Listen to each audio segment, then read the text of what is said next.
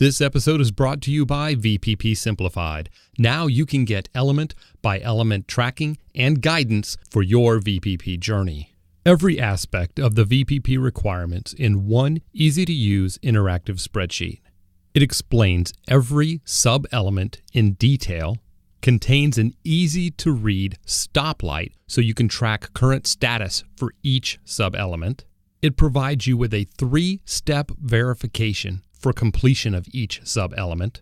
There's even a notes section for you to compile language that will eventually be used for your VPP application.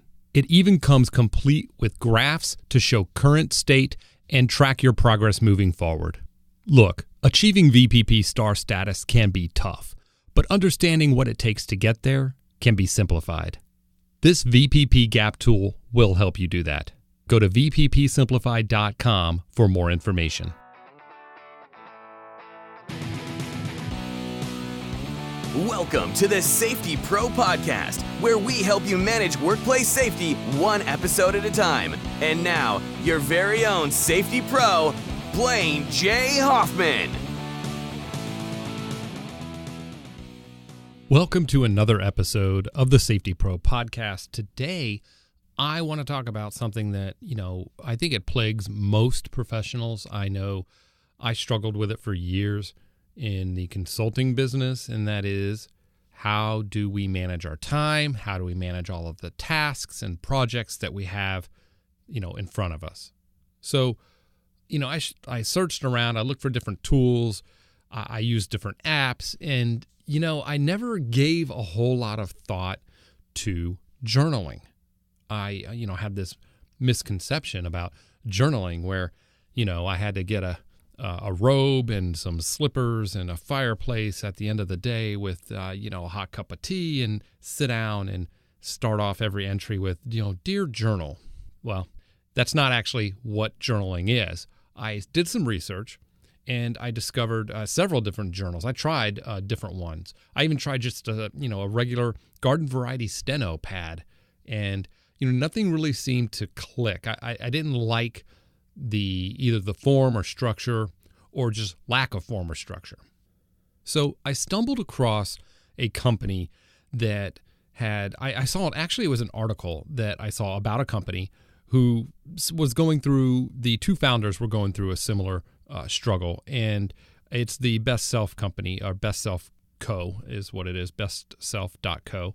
And they basically started as this whole journal journey, if you will, started as a project between two entrepreneurs that they knew each other, right? Catherine and Alan.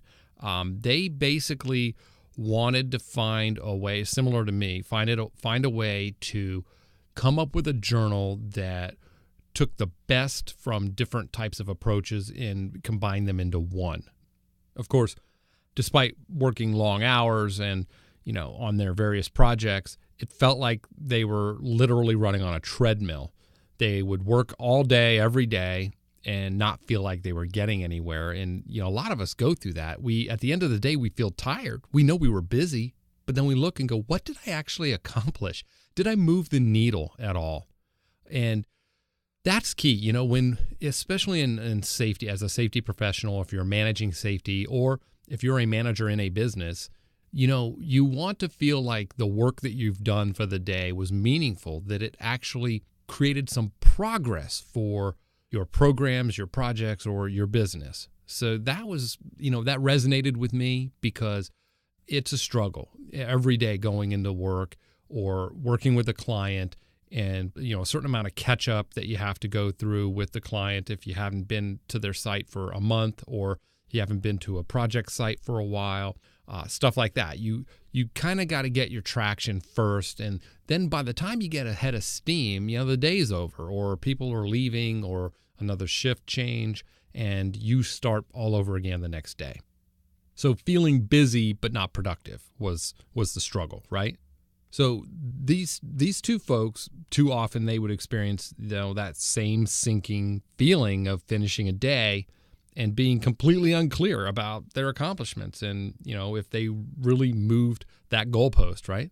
So they knew they needed to do something. So over about 2 years, through different books that they had read. They've interviewed entrepreneurs and successful folks.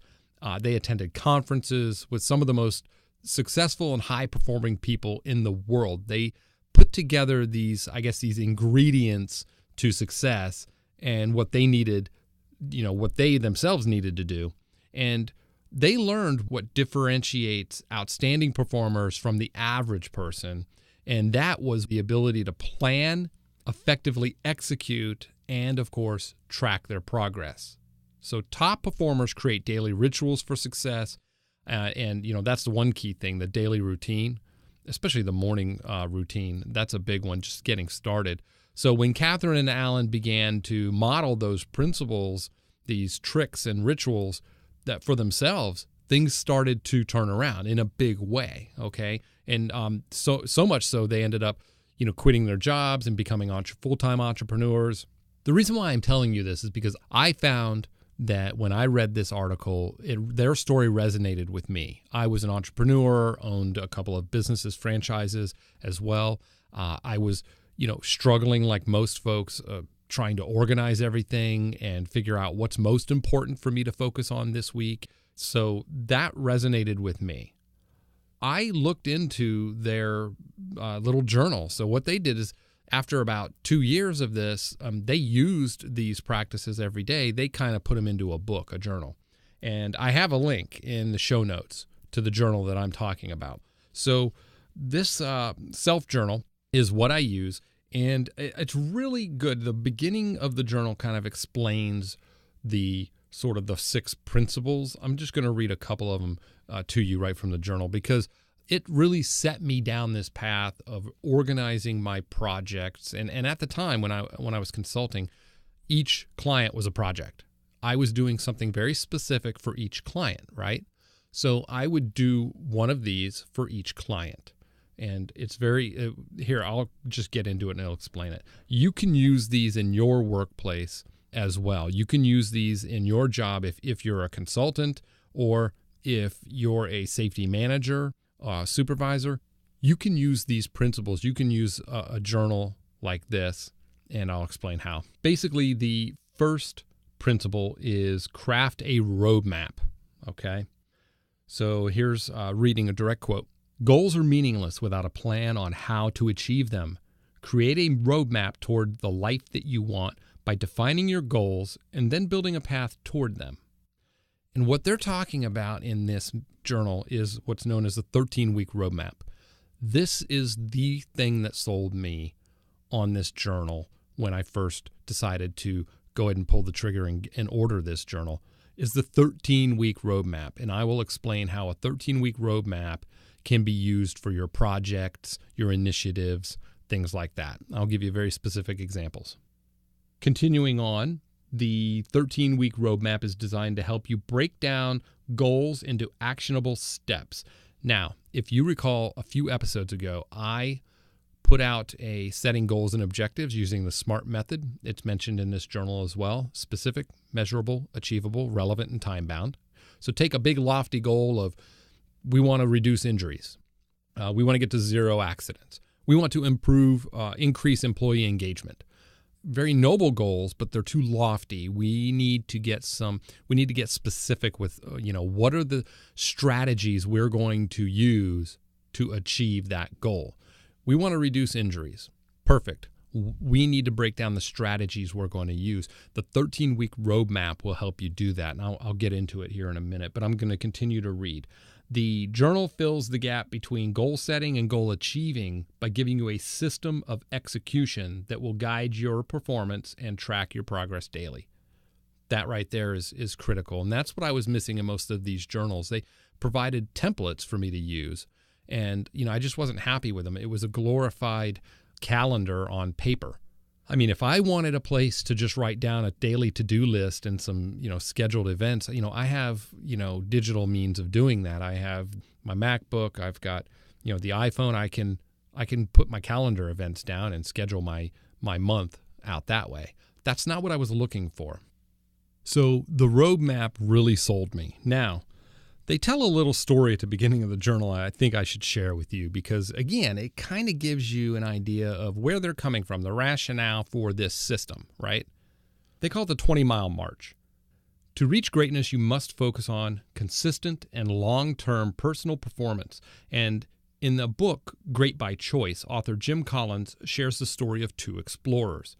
Amundsen and Scott, they led separate teams on an expedition race to the South Pole in 1911. Man, we're going way back for this one.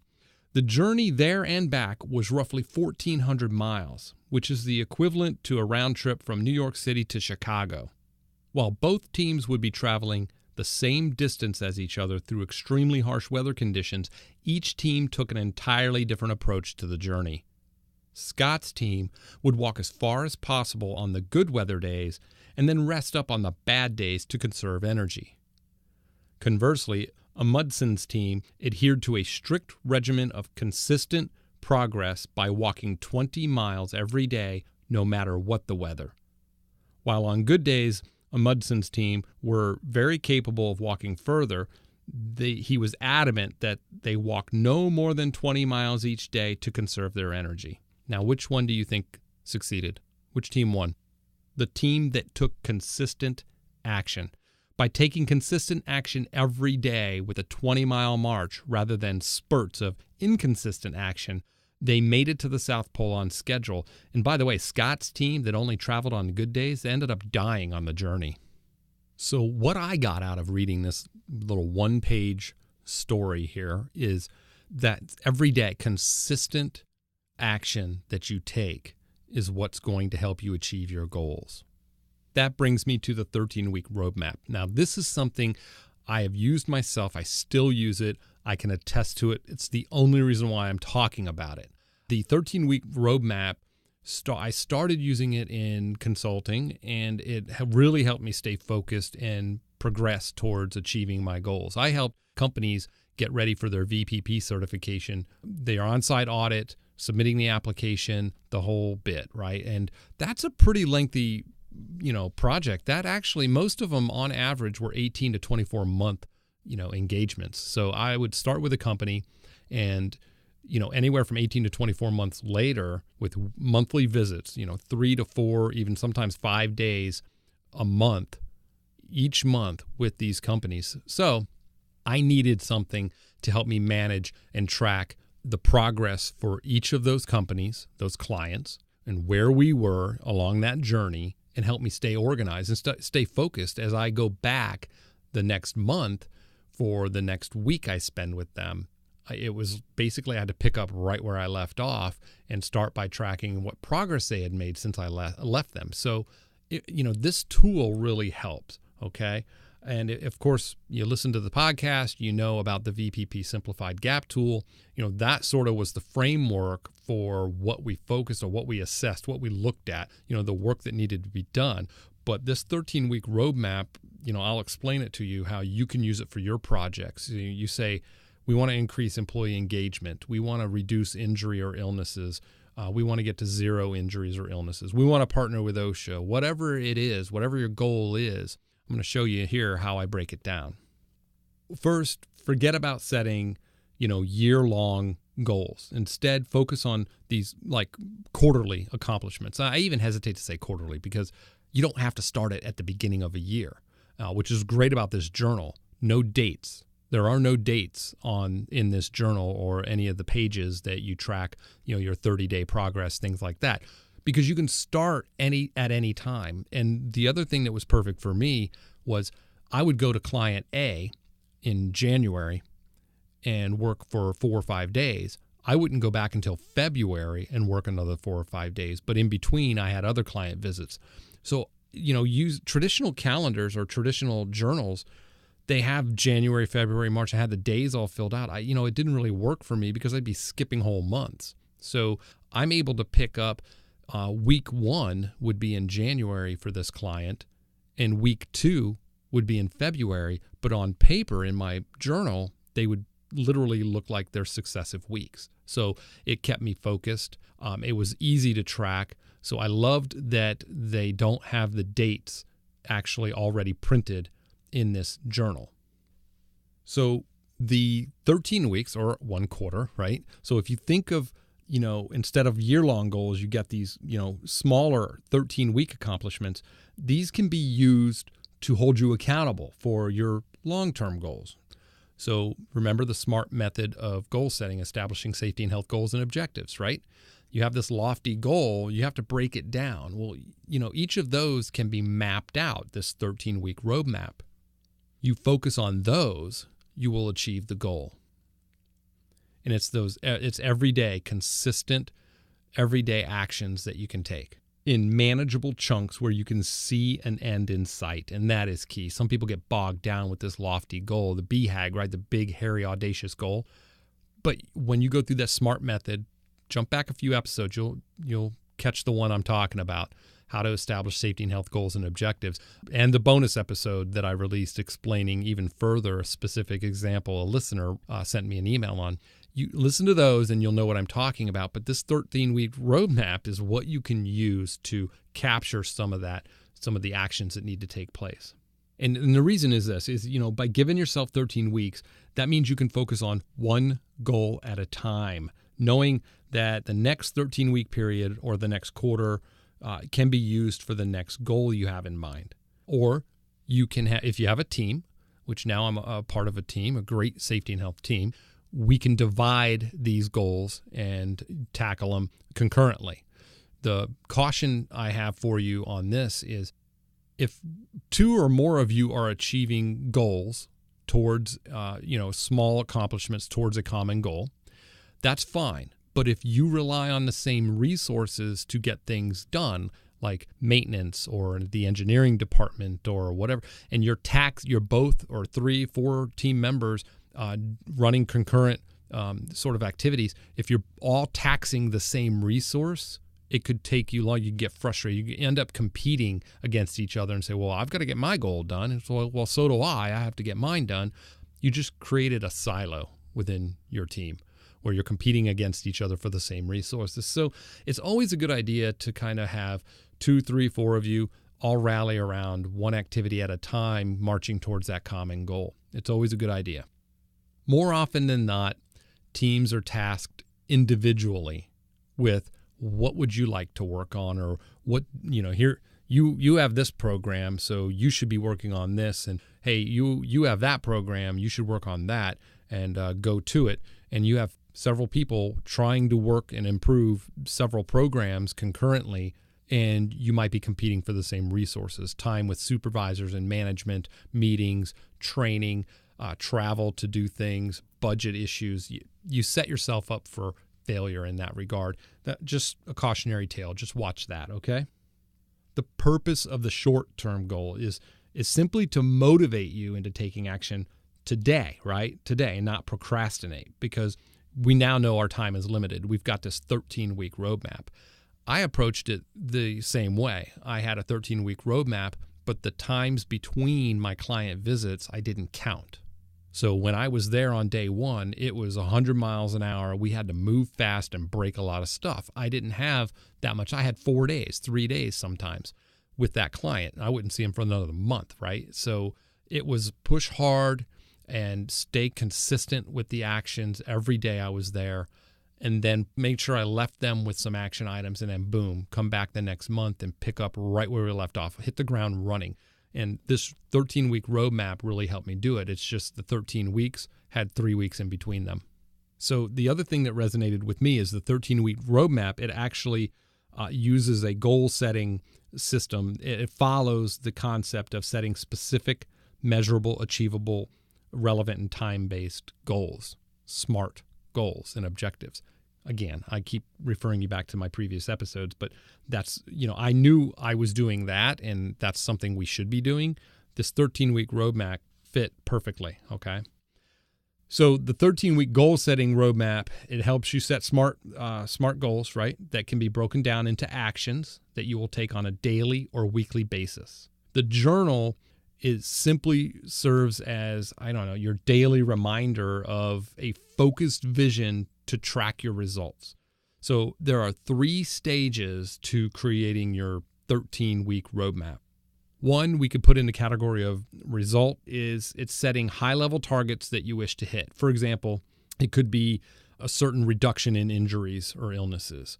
It could be finishing a machine guarding project on 15 machines in one work area. It could be getting safety talk program rolled out across half of the project sites, for example, in development or construction. So this is the results stage. You're setting a high-level target. But you're writing it or stating it in terms of results. What results do I want to achieve ultimately? So the result goals should always be a high-level target, and generally this is folks stumble with goal setting, because if they set after they set a big goal, there's no real way to define the steps on how to achieve it. So this is the main cause of why most people fail at like New Year's resolutions, right? They don't have a plan of work in place for exactly how they're going to get there. I want to lose weight, but that's it. So instead of saying I want to lose weight, maybe your goal should be about the habits that you need to form that will ultimately result in losing weight. Man, we're getting way off the safety topic, but let's put it into context. If you say my goal is 0 accidents, what are the strategies required to get there? Implementing those strategies should be your goal. And you're going to have multiple. That's why we have 13-week chunks of time. Maybe it's first we need to do more audits of the workplace. And to do that, we're going to need to recruit people out on the plant floor. So we're going to have to set up maybe safety teams in each department. So now you see how now we're getting down into the details of, okay, well, how do we do that? We got to write a charter. We've got to see how much time available, what commitment is needed each week. Are we going to do weekly safety audits and inspections of work areas, or monthly? What are we looking for? Are lacerations our big issue? Is it ergonomics? Is it slips and falls? Is it housekeeping? So you're starting to come up with a plan of action that you can take, and you map this out over 13 weeks and put these things in place. Ultimately the goal is you're doing more frequent safety inspections. You're identifying and fixing things before they find your workers, which is the whole point. The end result should be, if you're doing it right, a reduction in injuries or illnesses. If the lack of inspections and finding things is a root cause, or is something you feel would prevent the injuries or illnesses that you are having. But that's what you do. You start with this result. My end result is 0 accidents. You should shift immediately to the strategies that need to be implemented to get there. So New Year's resolution is I want to lose weight. Focus instead on what are the habits I need to develop that will help me get there. I need to go to the gym at least once a week. That's it, once a week. I need to run once a week. What do you do in inclement weather, right? Stuff like that, and then carve out time and start doing it for a while. Every day, you could be working on something towards this goal, right? So in the safety world, we deal with this all the time. We need an ergonomics team. We need a safety committee. We need to do air monitoring. We need to do noise sampling. We need to do, you can break all this stuff down. Okay, and the 13-week roadmap can help you do that. We talked about the 3 stages to creating your 13-week roadmap, right? The first one was results. What results do I want to achieve? The second one, progress milestones. These progress goals, okay, are very clear and trackable objectives to measure your advancement. How far are you advancing day to day, week to week? When creating progress goals, you have to consider a measurable improvement that you would need to make to ensure the desired end result can be reached. So if you want to say we want to reduce injuries or illnesses, we should be inspecting 2 work areas a week in our manufacturing plant. Or in our project sites, the crews should be conducting at least 1 safety talk at the beginning of each week. So you can actually track that. You can measure that. That's measurable. So these milestones are directly linked to whatever your result goal is. So that's the key. It has to be direct cause and effect, directly linked to your ultimate goal. Think of climbing this mountain towards your goal, right? Each progress milestone would be like a base camp that you need to hit on that journey to the summit. Once you define the end result that you desire, you need to break it down into progress milestones, which, are the goals you need to hit along the way. That's how and you have to do it every day. It takes a certain amount of discipline, but most safety professionals and folks that are managing these programs, clients, including myself, we've got that. We've got that discipline. We want a tool that we can use to help us organize and manage this process, right? I'm simply sharing one with you that worked really, really well for me, and I still use it today. The third step in creating your 13-week roadmap, actions plus tasks. This is your 20-mile march. This stage of the 13-week roadmap, it includes all of the daily activities or tasks that you have to complete in order to hit the progress milestones that you previously set in order to achieve your goal. So using the climbing a mountain metaphor, right? These steps, you have to consider these steps your daily 20-mile march. Like the story I told you at the beginning, right? This is stuff you have to do every day regardless. This becomes your standard work. Yep, stuff's going to come up. Somebody's going to get an illness or an injury. There's going to be a near miss. There's going to be meetings you got to go to. But for the most part, you want to basically make sure that every day you're tackling these actions. So an example would be like if you expect your crews at your project sites to conduct a safety talk, each week, then maybe this week's goal is to create, 50 toolbox talks. There's 52 weeks in a year. You figure there's some, time off. So this week I want to create 10 a day, 10 safety talks a day. So that's an example of, how you chip away. And then this week's milestone is that to create 50 safety talks. Next week, you can work on coaching, certain crews or supervisors at a time in chunks, either via Skype or over the phone or pulling them in from the field or getting a meeting room, conference room, doing certain parts of the production facility and then different shifts and coaching them on how to lead a talk, how to document it, the importance of it, things like that. That's next week. So that's how you keep chipping away at this. And that's where you document it in this 13-week roadmap and how you can achieve that goal. So all of these items are the ones that will go into your daily self-journal entries, right? So that you can ensure that you're completing everything you need to accomplish each day.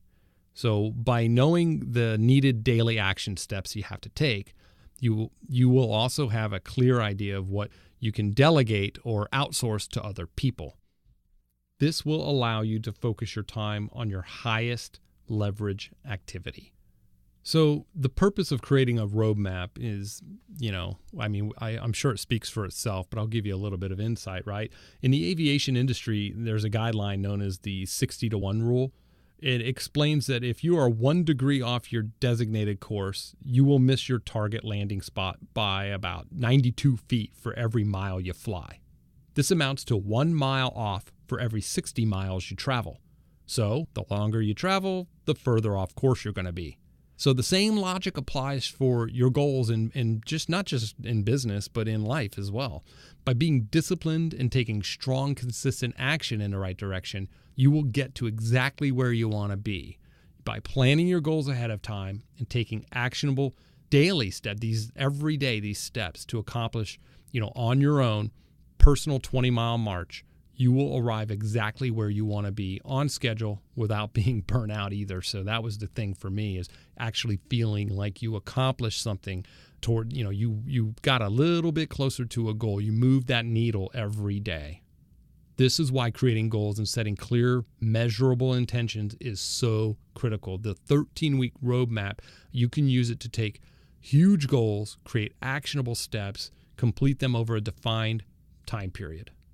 So this journal really, that's what it was created for. It was created to help you plan your goals and how to reach them while also providing this framework for daily incremental progress. Now, one of these strategies will help you achieve your goals. The compound effect of all of the strategies in the journal will help you get there faster without getting sidetracked, with detours and stuff. So this thing, it's been good for me. I use it all the time. And it's really, really important that you understand this is just one tool that you can use. If you want to take a look at, what it looks like, learn a little bit more about the company, there's a link in the show notes. I reached out to this company. I was so impressed with this journal. I had used several, right? I still have two. I'm looking at my desk. I have a couple sitting here. But I reached out to this company and I said, hey, look, I want to talk about this journal.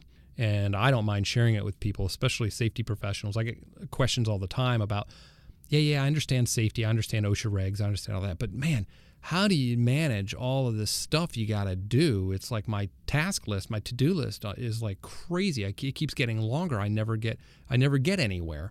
And it's probably because you have what's known as directionless flight, right? The 60-to-1 rule. You're flying. You're doing stuff. You're just not going anywhere. So the 13-week roadmap there's a visual example that you can see, right? And it starts with the result goal. What big goal do you want to achieve in the next 13 weeks? Why is it important to me? And you can write this down. And it'll say, this goal is important to me because, and you get to write something down. It could be a personal goal, but usually it's business. It says, I want to reduce injury illnesses in our manufacturing facility. It's important to me because the company cares about our people, but you can write all that. You can write that sort of high level, mission, vision type based statement in there to justify for you to refer back to and remind yourself, why this is why we're doing this. When you get frustrated, you look back at this statement and say, this is why this is important to me. So then the next step is to put your progress goals down. In what ways do you need to progress and advance your abilities or metrics to reach this goal? You write those down. So those progress goals are important because that's what you're going to be using to measure yourself. Then you take what action, you write down the next section, what actions do I need to take? So based on your progress goals, what do you need to do on a day-to-day basis to ensure that you're hitting the performance goals you've set? These are what will be going into your daily planner. So basically, that's pretty much it. You set your result goal, progress goals, the actions needed, and then the actions to achieve those progress goals will be what you write into your daily planner. And of course, this journal has an opportunity for reflection, for you to say, today, what's most important for me to work on and achieve? At the end of the day, you can look back and say, what did I accomplish today? What could I have done better? What does this mean for me tomorrow? And it's an opportunity for you to hold yourself a little accountable, but also look back on what you established was, as a roadmap and say, did I stick to that? And if not, why? And I can course correct.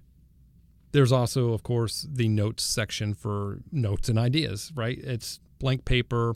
There's some graph paper as well in here. To jot down notes and ideas. I find it useful, especially in meetings related to any specific goal, because that might drive or change what I need to work on tomorrow. There is an appointment planner. An appointment planner, I don't use it as a traditional appointment planner. Of course, I use a digital appointment planner, but I'll make a note referring to scheduling something on my computer or my phone.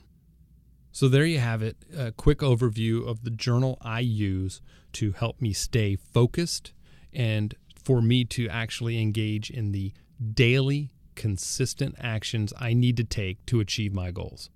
I used it as a consultant, as a business owner. I use it as an EHS coach today, and it works. It really works. It's hard. It's tough out there. I think as I said at the beginning, I talk to all sorts of folks, and over 25 years in the industry, business and safety as well, I'm going to tell you that's probably the biggest struggle most executives, most entrepreneurs, and most managers and supervisors have, is that we struggle with this, everything coming at you at 100 miles an hour. How do you know what's important? How do you know what to focus on? How do you know what to do next?